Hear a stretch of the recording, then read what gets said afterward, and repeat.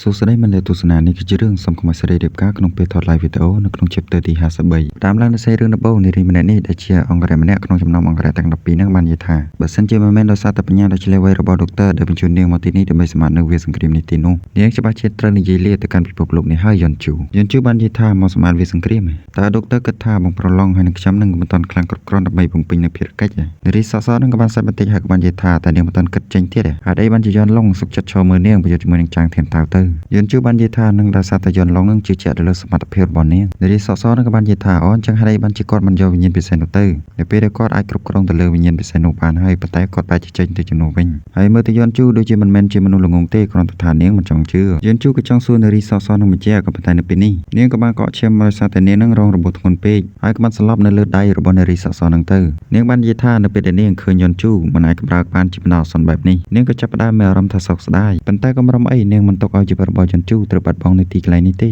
េហើយពួកគេនឹងទាញទម្លាក់អ្នកក្រីនៅរូបចេញពីតំណែងតាមពិតទៅតំណែងកម្ពុជាទាំង3នោះវាគ្មានអីក្រៅតែពីរបស់លេងតែនាងអាចយកបានយ៉ាងងាយស្រួលនោះទេបន្ទាប់មកនារីសសនឹងក៏បានមើលទៅកាន់ហ្វានីដោយធម្មតាហ្វានីបានសួរថាតើនាងក៏មកពីអង្គការនៅរូបនោះដែរបន្ទាប់មកនារីសសនឹងនាងក៏បានលិតមករបស់នាងដូចជាឆ្មាឃើញត្រីអាំងអញ្ចឹងនាងបាននិយាយថាត្រូវហើយនាងមានរហស្សនាមថាពុះឋានរូបហ្វានីបាននិយាយថាអង្គរៈទាំង12តើនាងមកទីនេះដើម្បីយកជាងលីទៅដែរមែនទេបើសិនជាបែបហ្នឹងក៏មកទោសខ្ញុំដែលខ្វះការកុសលហើយគាត់ក៏បានបញ្ចេញធម្មពលនៅក្នុងដៃស្នាមរបស់គាត់រីសសនឹងក៏បាននិយាយថាទេនឹងគឺជាភារកិច្ចរបស់ពួកគេប៉ុណ្ណោះហើយវាក៏គ្មានអីពាក់ព័ន្ធជាមួយនឹងនាងនោះដែរនាងមកទីនេះមិនមែនចង់ប្រយុទ្ធជាមួយនឹងហ្វាងនាងទេប៉ុន្តែនាងត្រូវយកយន់ជូត្រឡប់ទៅវិញជាមួយនាងហ្វានីបាននិយាយថានាងអាចទៅបានប៉ុន្តែយន់ជូត្រូវទទួលខុសត្រូវចំពោះអ្វីដែលនាងបានធ្វើហើយហ្វានីក៏បានបញ្ចេញនៅចង្វាក់លំហមួយចេញទៅហើយក៏បានហុំព័ទ្ធជំវិញខ្លួនរបស់ពួកគេទាំងពីរនាក់មើលទៅកាន់នារីសសនឹងស្ថិតនៅក្នុងស្ថានភាពតានតឹងបែបនេះហើយនាងនៅមានអារម្មណ៍លេចសើចទៀតនាងបាននិយាយថាកុំអំពើពេកមើលបងអូនសង្ហាបន្ទាប់មកចង្វាក់ដែលបានចាប់ចងខ្លួនរបស់នាងនោះក៏បានចាប់ចងពោះរបស់នាងជំនួសទៅវិ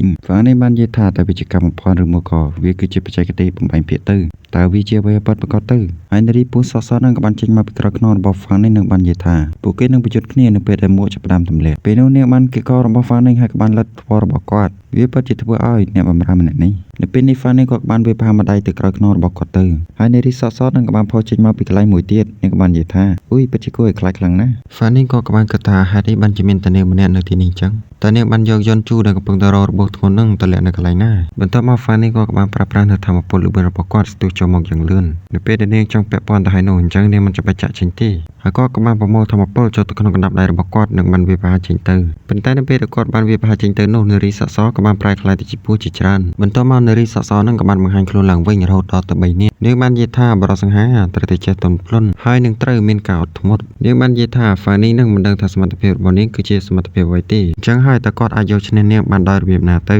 ហើយបើតាមអ្វីដែលនាងដឹងនោះការប្រើប្រាស់នៅចំណងវិញ្ញាណបែបនេះប្រើប្រាស់នៅធម្មពលវិញ្ញាណច្រើនខ្លាំងណាស់លោកក៏បានប្រយុទ្ធគ្នាយ៉ាងយូរមកហើយតើលោកមានធម្មពលវិញ្ញាណច្រើនប៉ុណ្ណាទៀតនៅសល់ទៅហើយយូរប៉ុណ្ណាទៀតទៅដែលលោកអាចទ្រាំទ្របានហើយនៅពេលនេះនារីសសនឹងក៏ដូចជាខ្លាចទៅជានារីរពើពោចម្នាក់នាងនិយាយប្រាប់គាត់ថាឲ្យគាត់នឹងវាយនាងឲ្យខ្លាំងមកហើយមិនចាំយូរហ្វានីក៏បានដេញវាយនាងយកតែម្ដងប៉ុន្តែនៅពេលដែលគាត់វាយចេញទៅនោះនាងក៏បានខ្លាចទៅជាពស់ដដែលហើយគាត់ក៏មិនអាចវាយត្រូវរាងកាយពិតរបស់នាងនោះឡើយហើយមើលទៅកាន់នារីសសនឹងដូចជាគ្មានខ្វាយខ្វល់ជាមួយនឹងការវាយប្រហាររបស់ហ្វានីនោះទេបន្ទាប់មកនាងក៏បានចូលទៅស្ទាបកង្អែលហ្វានីបរិសង្ហាឈប់វាយគេទៀតទៅលោកមិនអាចធ្វើអីនាងបាននោះទេតែលោកគិតយ៉ាងម៉េចដែរបើសិនជាពួកយើងលេងអីផ្សេងជាមួយគ្នាវិញនោះនាងយកដៃរបស់គាត់ទៅត្បៀតជាមួយនឹងដើមទ្រូងរបស់នាងហើយក៏បាននិយាយថានាងទៅនេះថានាងនឹងអាចធ្វើឲ្យគាត់នឹងមានអារម្មណ៍ដូចជាហោះហើរអញ្ចឹងប៉ុន្តែនៅពេលនោះហ្វានីក៏បានបន្ទុះធម្មពលរបស់គាត់យ៉ាងខ្លាំងដែលបានធ្វើឲ្យរាងកាយរបស់នារីសសនឹងក៏បានក្លាយទៅជាពស់អស់ទៅប៉ុន្តែទោះជាយ៉ាងណាក៏ដោយវាក៏គ្មានបញ្ហាអ្វីចំពោះនារីសសនោះទេព្រោះថានៅពេលនេះនាងក៏នៅតែអាចបង្កើតរាងកាយរបស់នាងឡើងមកវិញបានប៉ុន្តែនៅពេលនេះរាងកាយរបស់នារីសសនឹងក៏បានបង្កើតឡើងយ៉ាងច្រើនយ៉ាងតែម្ដងហុំព័ទ្ធជំវិញហ្វានីក៏បានប្រាប់ផ្លេចចិត្តនិយាយជាមួយជាងលីថាតើនាងអាចដឹងពីរាងកាយពិតរបស់នារីសសនោះបានដែរទេជាងលីបាននិយាយប្រាប់គាត់ថារាងកាយទាំងអស់របស់នាងនឹងគឺជាទម្រង់ដើមទាំងអស់ហ្នឹងហ្វានីក៏បានគិតថាទម្រង់រាងកាយពិតទាំងអស់តើវាអាចទៅរួចបានដោយរបៀបណាទៅនៅពេលដែលនាងមិនបានឃើញហ្វានីធ្វើសកម្មភាពបែបនេះនាងបានសួរគាត់ថាហេតុអីបានគាត់មិនវាយទៀតមកនាងចង់បានថែមទៀតបន្ទាប់មកហ្វានីក៏បានប្រើប្រាស់នៅធម្មពលលឿនយ៉ាងលឿនរបស់គាត់ចូលទៅវាយប្រហារបើអញ្ចឹងហើយកំចាត់ពួកគេចោលទាំងអស់ទៅចាំមើលនាងអាចលាក់ខ្លួននៅកន្លែងណាបានទៀតបន្ទាប់ពីកំទេចរាងកាយទាំងអស់នោះហើយហ្វានីក៏បានគិតថាតើវាបានដោះស្រាយហើយនៅពេលនោះនារីសសនឹងនាងក៏បានតែដៃគាត់ហើយក៏បាននិយាយថាគ្រប់រាងកាយពលរបស់នាងនីមួយៗមាននៅធម្មពលវិញ្ញាណកម្រិតទី4ប៉ុន្តែហ្វានីអាចកំចាត់ពួកគេបានយ៉ាងងាយស្រួលគាត់គឺជាមនុស្សម្នាក់ដែលស័ក្តិសមនឹងមានកងត្រាជាមួយនឹងវិញ្ញាណពិសេសនេះមែនដោយមិនចាំយូរហ្វានីក៏បានប្រមូលធម្មពលហើយក៏បានហក់មកវាយប្រហារនារីសសនោះទៀតប៉ុន្តែនៅពេល ពេលនេះបញ្ហាក៏បានមកដល់ហ្វានីងក៏បានលុតជង្គង់ចុះហើយក៏បានគិតថាមិនបានជាគាត់មិនអាចកម្រើកបានភ្លាមៗអញ្ចឹងនារីសសនឹងក៏បាននិយាយថាយ៉ាងម៉េចហើយអត់ធម្មពលហើយនាងគិតថាពេលវេលាបានមកដល់ហើយនៅពេលនោះនារីសសនឹងនាងក៏បានតតមួយជើងទៅដែលជើងរបស់នាងបានប្រែក្លាយទៅជាពស់ជាច្រើនជាមួយគ្នាផងដែរហ្វានីងហើយនឹងជើងលីក៏បានបំបែកខ្លួនចេញពីគ្នាផងដែរបន្ទាប់មកក៏បានធ្លាក់ទៅលើដីខ្ពៀករៀងៗខ្លួនបន្ទាប់មកនារីពស់សសនឹងនាងក៏បានប្រាប់ប្រានជាជំនាញរបស់នាងជំនាញវិញ្ញាណចំណងពស់បន្ទាប់មកក៏មានពស់ជាច្រើនហក់ចេញមកក្នុងដីហើយក៏បានចាប់ចងហ្វានីងជាមួយនឹងជើងលីជាប់នារីពស់សសនឹងនាងក៏បានសើចឡើងហើយក៏បាននិយាយថានាងមិននឹកស្មានថាបរិសុទ្ធដែលអាចបដូរយន្តជូបបានតែត្រូវបាននាងបដូរបានយ៉ាងងាយស្រួលបែបនេះទេ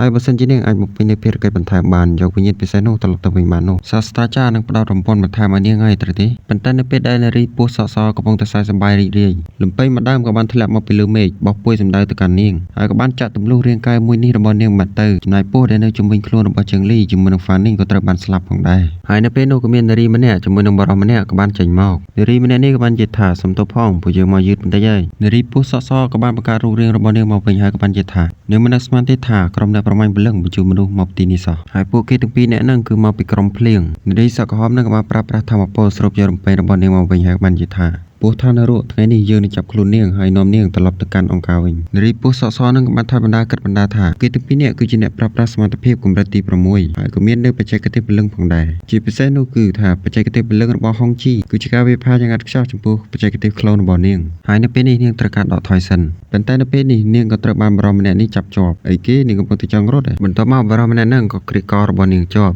ហើយជំនាញព្រលឹងរបស់បរិសម្នាក់នេះគឺជាការចាក់សោនឹងឯងនារីសសនឹងនាងក៏បានគិតថាមិនល្អទេថាពរបស់នាងត្រូវបានបិទម្ដងតិច